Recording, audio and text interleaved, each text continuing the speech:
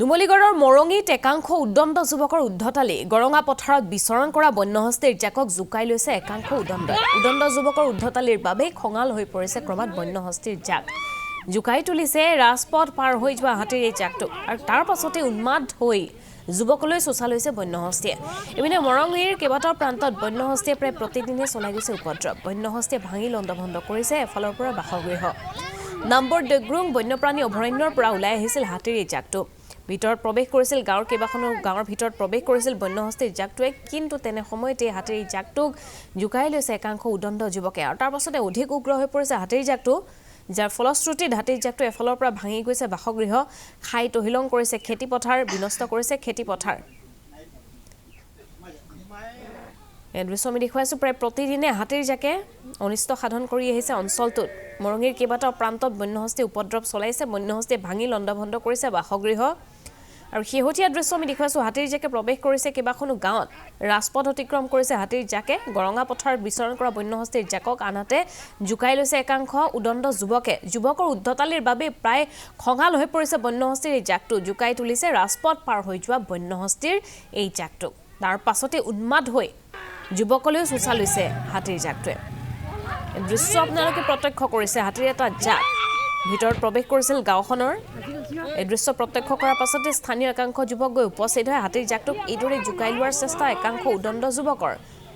আগে আগে হাতী পাছে পাছে যুৱকজন কিন্তু এটা সময়ত খঙাল হৈ হাতীৰ এই জাকটোৱে চোচা লৈছে যুৱক কেইজনলৈ একাংশই কিন্তু উপভোগ কৰিছে এই দৃশ্য হাততালি বজাইছে কোনোবাই উপভোগ কৰিছে ফূৰ্তি কৰিছে এই দৃশ্য দেখাৰ পাছত আৰু তাৰ ফলশ্ৰুতিতে অধিক খঙাল হৈ পৰিছে হাতীৰ এই জাকটো বিভিন্ন প্ৰান্তত হাতীৰ এই জাকটোৱে প্ৰৱেশ কৰি এফালৰ পৰা ভাঙি গৈছে বাসগৃহ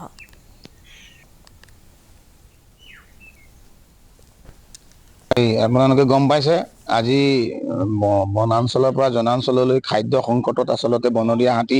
মানে আমাৰ গাঁৱলৈ প্ৰৱেশ কৰিছে চাহ বাগিচালৈ প্ৰৱেশ কৰিছে পথাৰত প্ৰৱেশ কৰিছে এনেকুৱা হৈছে আজি তেওঁলোকৰ মানে আমাৰ নিজৰ গম পাই আমাৰ মানুহখিনি এসাঁজ নাখালে থাকিব নোৱাৰে কিন্তু তেওঁলোকে গোটেই ভোকত থকাৰ কাৰণে তেওঁলোকে খাদ্য সংকটত ইফালে যাওঁ য'তে ত'তে মানে সিঁচৰিত হৈ আছে কিন্তু এচাম উদণ্ড যুৱকে কি কৰিছে শিল দলিয়াইছে পাথৰ দলিয়াইছে খেদিছে আৰু তাৰ পিছে পিছে তাৰমানে লুকা ভাকু খেলিছে তাৰমানে এই যিটো লুকা ভাকুৰ যিটো খেলি আছে এটা চুইচাইডৰ দৰে গেম হৈ আছে কেতিয়াবা হাতী মানে এটা ভয়ানক হাতীক দুখ দিলেও নহ'ব কাৰণ হাতী খাদ্যৰ সংকটত আছে কাকো মানে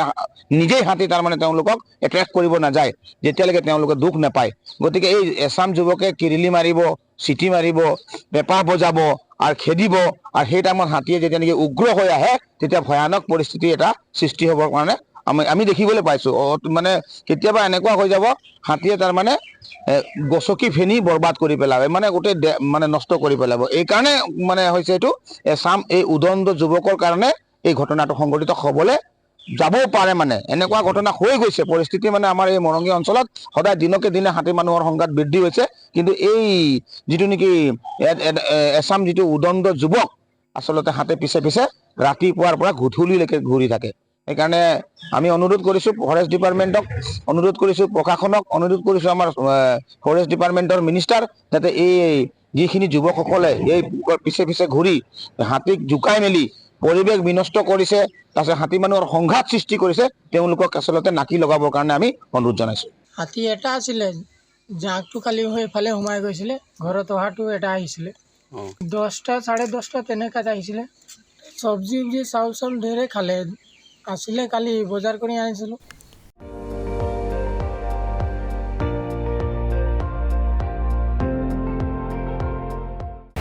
আপুনি চাই আছে ND24